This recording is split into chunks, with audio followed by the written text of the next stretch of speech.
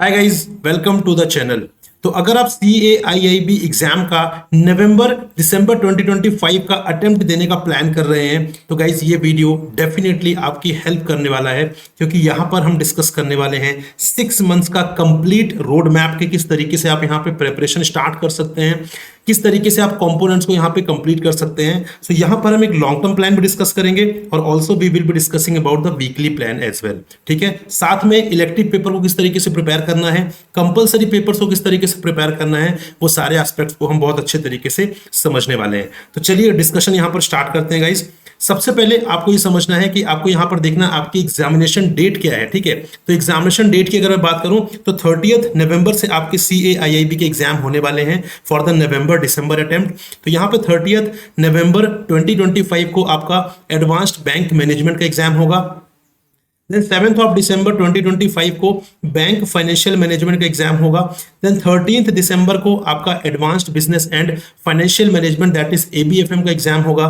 And 14 दिसंबर को आपका exam होगा BRBL that is banking regulations and business loss. उसके बाद आपको 21 दिसंबर को आपका इलेक्टिव एग्जाम होगा। You know very well 5 elective components हैं आपके इसमें, that is rural banking, human resource management, information technology and digital banking, risk management and central banking. इनमें से कोई एक सब्जेक्ट आपको यहाँ पे इलेक्ट करना है, उसे चूज करना है और फिर उसका एग्जाम आपको 21 दिसंबर 2025 को देना है। तो ये हैं आपके 4 जो स्टार्टिंग के हमने कंपोनेंट डिस्कस किए हैं। ये 4 कंपलसरी कंपोनेंट्स हैं जिनके एग्जाम आपको देना है, और ये आपका एक इलेक्टिव कंपोनेंट रहेगा जो इन 5 कंपोनेंट्स में से एक कंपोनेंट आपको चूज करना पड़ेगा और फिर उसी का एग्जाम आपका यहाँ पर 21 दिसंबर को होने वाला है। राइट, अब यहाँ पर बात करते हैं कि आपके जो सिलेबस है उसमें मॉड्यूल्स कितने हैं, क्योंकि मॉड्यूल्स की बहुत इंपॉर्टेंस है, मॉड्यूल्स का बहुत वेटेज है यहाँ पर।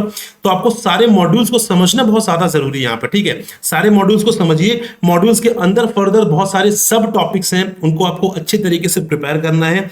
एंड सिंस अभी आपके पास 6 मंथ्स का टाइम है, ठीक है, 6 मंथ से ज्यादा का टाइम है भी आपके पास, तो ये चीज आपको इंश्योर करनी है कि आप एक एक मॉड्यूल के एक एक टॉपिक को बहुत अच्छे तरीके से कवर करें। तो बात करूं अगर मैं ABM की, that is advance bank management, उसमें 4 मॉड्यूल्स हैं। सारी कंपोनेंट्स में 4 कंपलसरी पेपर जो है उसमें 4 मॉड्यूल्स हैं। तो module A is statistics, module B is HRM that is human resource management, module C is credit management, module D is compliance in banks and corporate governance. बात करें BFM की, that is bank financial management, यहाँ पे module A है आपका international banking, then module B is risk management, module C is treasury management and module D is balance sheet management. बात करें ABFM की, that is advanced business and financial management, यहाँ पर module A है आपका the management process, module B is advanced concepts of financial management, module C is valuation mergers and acquisitions, module D is emerging business solutions. And बात करें BRBL component की, that is banking regulations and business laws, तो यहाँ पे module A है आपका regulations and compliance, module B है आपका important acts laws and legal aspects of banking operations part A, module C है आपका important acts laws and legal aspects of banking operations part B। Then उसके बाद आता है module D that is commercial and other laws with reference to banking operations. तो ये 4 compulsory components हैं जो आपको यहाँ पर देने हैं और एक आपका इलेक्टिव कंपोनेंट हो जाएगा। अब यहाँ पर अगर उससे 6 मंथ्स प्लान हम डिस्कस करते हैं, 6 मंथ्स का हम रोड मैप यहाँ पर डिस्कस करते हैं, उससे पहले कुछ चीजें बहुत इंपॉर्टेंट है आपके लिए जानना कि यहाँ पे सबसे पहले आपको अपने सोर्सेस को लिमिटेड रखना है। ठीक है, क्योंकि देखिए यहाँ पे जो चीजें हैं काफी एडवांस लेवल पर पूछी जाती हैं, काफी इन डेप्थ लेवल पर यहाँ पे चीजें कवर की जाती हैं एग्जाम में। तो ये आपके लिए बहुत इंपॉर्टेंट है कि आप अपने सोर्सेस को लिमिटेड रखिए। अगर आप सोर्सेस को लिमिटेड नहीं रखेंगे तो आप एक ही इंफॉर्मेशन कई अलग अलग सोर्सेस से गैदर कर रहे होंगे, and which is a completely wastage of resources and the time. So it is important for you to only refer the limited sources for the preparation of CAIIB exam. Second is the syllabus and the previous year paper guys, very important। ठीक है, syllabus से आपको ये पता चलेगा कि आपको क्या पढ़ना है, और प्रीवियस ईयर पेपर से आपको ये पता चलेगा कि आपको कितना पढ़ना है, आपको कितनी डेप्थ में जाना है, ये आपको पता चलेगा यहाँ पे प्रीवियस ईयर पेपर्स की हेल्प से। तो सिलेबस एंड PYQs हमेशा ही हर एग्जाम के लिए इंपॉर्टेंट होते हैं, चाहे वो CAIIB का एग्जाम हो, चाहे वो JAIIB का एग्जाम हो, या चाहे कोई और भी एग्जामिनेशन हो। जो सिलेबस और PYQs हैं वो हमेशा ही आपको बहुत अच्छे तरीके से पता होने चाहिए। Number 3 is most important modules. Guys यहाँ पर अगर हम बात करें, जो हमने 4 कंपोनेंट्स देखे हैं कंपलसरी वाले, उसमें सारे मॉड्यूल्स इंपॉर्टेंट नहीं है। आई एम नॉट सेइंग कि आपको मॉड्यूल्स छोड़कर जाने हैं, बट द थिंग इसके सारे मॉड्यूल्स इक्वली इंपॉर्टेंट नहीं है।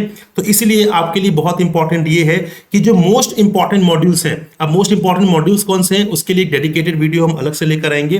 बट मीनवाइल आपको ये समझना है, ये एक अंडरस्टैंडिंग डेवलप करनी है कि जो मोस्ट इंपॉर्टेंट मॉड्यूल्स है उनको आपको बहुत अच्छे तरीके से कैटर करना है, क्योंकि बहुत सारे क्वेश्चंस आपके उन्हीं मोस्ट इंपॉर्टेंट मॉड्यूल्स में से आते हैं, चाहे वो कोई भी कंपोनेंट हो। Number fourth is revision guys, क्योंकि आपका ये जो जो 4 कंपोनेंट्स हैं, जो आपका पूरा CAIIB का एग्जाम है, सिलेबस काफी वास्ट है। आपको अगर आप जब तक रिवीजन नहीं करेंगे तब तक आप सारी जो इन्फॉर्मेशन उसे रिटेन नहीं कर पाएंगे, और retention is a very important part of this examination. अगर आप रिटेन नहीं कर पाएंगे तो शायद एग्जामिनेशन में अच्छी तरीके से परफॉर्म नहीं कर पाएंगे। तो रिटेंशन के लिए revision is very very important, और रिवीजन तभी पॉसिबल है जब आप प्रिपरेशन जल्दी स्टार्ट करेंगे। अगर आप प्रिपरेशन लेट स्टार्ट करेंगे तो वहां पर रिवीजन करने का जो स्कोप है वो काफी कम हो जाता है। इसलिए टाइमली प्रिपरेशन स्टार्ट करिए ताकि आप रिवाइज भी कर सकें। और उसके बाद last but not the least, but according to me this is one of the most important factor that you should keep in mind always whenever you are preparing for any examination, that is practice guys, practice and practice, very very important. Whenever we read, whenever we cover any concept, so we feel yes, now we got to know what is this concept, but when that question is asked in the form of question, in the form of multiple choice questions, then we get confuse कि यार option number A भी हो सकता है, option number B भी हो सकता है। तो इसलिए ये बहुत जरूरी कि whatever you are covering through the components, उसको आप यहाँ पे प्रैक्टिस जरूर करिए क्वेश्चंस के फॉर्म में। आप मॉक्स दीजिए, आप PYQ सॉल्व करिए, सो दैट आप उस माइंडसेट में आ जाएंगे कि यहाँ पर कभी कंफ्यूजन होगा तो उसमें किस तरीके से आप एलिमिनेशन टेक्निक यूज कर सकते हैं, किस तरीके से आप अपने नॉलेज को यहाँ पे रिकॉल करके वहां पे सही आंसर तक पहुंच सकते हैं। So these are 5 important points before discussing the 6 months complete road map. Now guys, बात करते हैं 6 मंथ्स की। तो वो 6 मंथ्स हैं कौन से, पहले ये समझना है। तो 6 मंथ्स हैं आपके जून, जुलाई, अगस्त, सितंबर, अक्टूबर एंड नवंबर। सिंस नवंबर में 30th ऑफ नवंबर से ही एग्जाम स्टार्ट है, विच मींस कंप्लीट नवंबर है आपके पास, और अभी जून आने में भी थोड़ा सा टाइम है, विच मींस 6 मंथ्स तो पूरे पूरे हैं आपके पास। अब इस 6 मंथ्स में आप बहुत अच्छे तरीके से चीजों को प्लान कर लीजिए।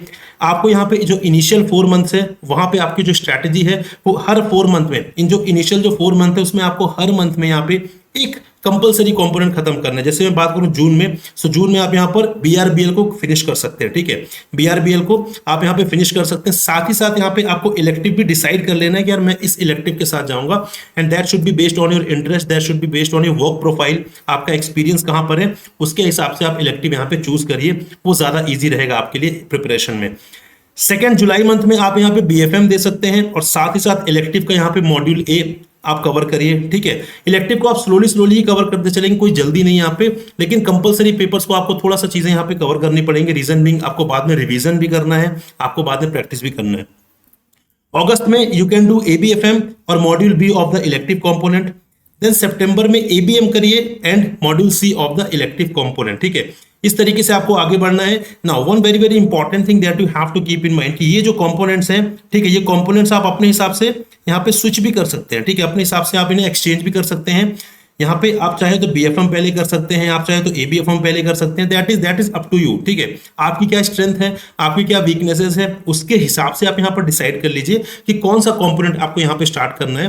But make a clear cut idea, make a clear cut strategy that एक पर्टिकुलर मंथ में आपको एक कंपोनेंट फिनिश करना है, ठीक है। एंड साइमल्टेनियसली इलेक्टिव आपका बहुत ही स्लोली चलेगा, क्योंकि आपको इलेक्टिव में यहाँ पे आपको हर मंथ एक मॉड्यूल फिनिश करना है, तो उसमें बहुत ज्यादा लोड नहीं लेना है आपको, बट मेनली आपको यहाँ पर फोकस करना है, ठीक है।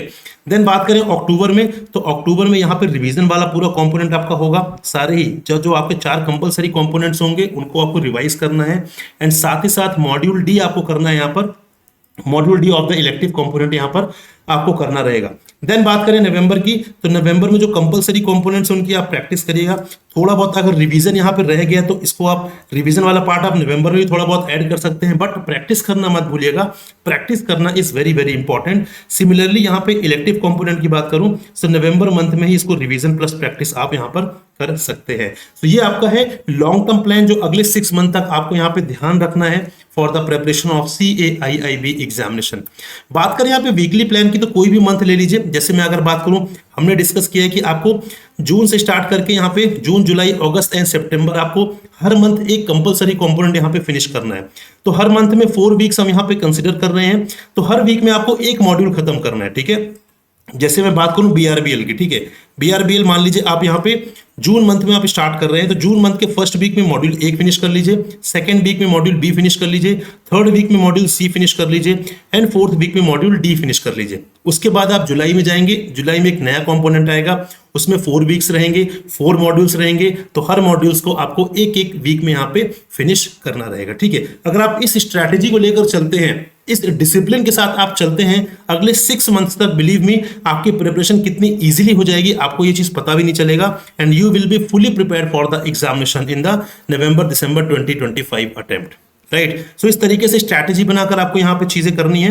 ये मेरा एक फ्रेमवर्क मैंने आपको दिया है, आप इसको चेंज कर सकते हैं, आप कंपोनेंट्स को, किसी भी कंपोनेंट्स को आप पहले ले सकते हैं, that is up to you based on your strengths and weaknesses. But अगर आपके पास अपना कोई प्लान नहीं है तो आप इस प्लान को डेफिनेटली फॉलो कर सकते हैं, इस रोड मैप को फॉलो कर सकते हैं and that will definitely help you to clear CAIIB examination, provided आप प्रॉपर तरीके से डेडिकेटेड वे में इसे कर रहे हो, ठीक है। डेली अगर मैं बात करूं डेली आपको कितने आवर्स यहाँ पे प्रिपरेशन करनी है, कोशिश करिए डेली 4 to 5 आवर्स की प्रिपरेशन आप कर लें, ठीक है। 4 to 5 hours on an average अगर आप डेली दे सकते हैं, और साथ ही साथ वीकेंड्स में अगर आप यहाँ पे वीकेंड्स में आप जितना भी स्ट्रेच कर लें, ठीक है, 6+ आवर्स आपको वीकेंड्स में स्ट्रेच करना है, तो आपके लिए जर्नी बहुत ही ईजी हो जाएगी, बहुत ही स्मूथ हो जाएगी। जो वीकडेज में है, वीकडेज में एक साथ तो आप 4-5 आवर्स नहीं दे पाएंगे क्योंकि आप ऑलरेडी बैंक्स में आप यहाँ पर वर्किंग हैं, ठीक है, तो आपके लिए बहुत डिफिकल्ट है 4-5 आवर्स, तो आप उसको ब्रेक कर सकते हैं। आप 2-2 आवर्स का स्लॉट बना सकते हैं कि 2 आवर्स आपने मॉर्निंग में पढ़ लिया, 2 आवर्स आपने नाइट में पढ़ लिया, ठीक है। इस तरीके से थोड़ा सा ब्रेक कर करके, बीच में 1 आवर आपको टाइम मिला कभी भी तो आप वहां कर सकते हैं, तो इस तरीके से थोड़ा सा ब्रेक कर करके आप करेंगे तो आपको पता भी नहीं चलेगा और आपकी प्रिपरेशन भी होती चली जाएगी। Got it. तो गाइज ये था ओवरऑल डिस्कशन हमारा, जो रोड मैप था, complete road map for CAIIB November December attempt जो है आपका होने वाला है, उसके लिए कंप्लीट रोड मैप था, किस तरीके से आप यहाँ पे प्रिपरेशन कर सकते हैं। I hope this was helpful for you guys. So ऐसी ही और वीडियोस के लिए चैनल को जरूर सब्सक्राइब करिए गाइज, और यहाँ पे इस वीडियो के डिस्क्रिप्शन में एक गूगल फॉर्म है, उसको फिल करिए। आपकी कोई क्वेरी है, आपकी कोई डाउट है तो प्लीज वहां पर फिल करिए, और अगर आप कोई आइडियाज भी, आपको किसी चीज पर डाउट है, आप चाहते हैं उस पर कोई वीडियो बनना चाहिए, प्लीज हमें गूगल फॉर्म के थ्रू हमें बता सकते हैं and we will definitely help you with that particular query. We will definitely bring videos on that particular topic itself, right? So thank you very much for watching and listening me guys. My name is Prakash, right? And also यहाँ पे आप मेरा Telegram group join कर सकते हैं, आप इसे join करेंगे तो you will get regular information, ठीक है, आपको सारी इन्फॉर्मेशन यहाँ पे रेगुलरली मिलती रहेगी, तो इस इन्फॉर्मेशन के थ्रू आपको चीजें जो हैं वो पता चलती रहेंगी और आप अवेयर होते रहेंगे। सो गाइज मिलेंगे किसी और इन्फॉर्मेटिव वीडियो में, till then goodbye and happy learning guys, bye bye, जय हिंद।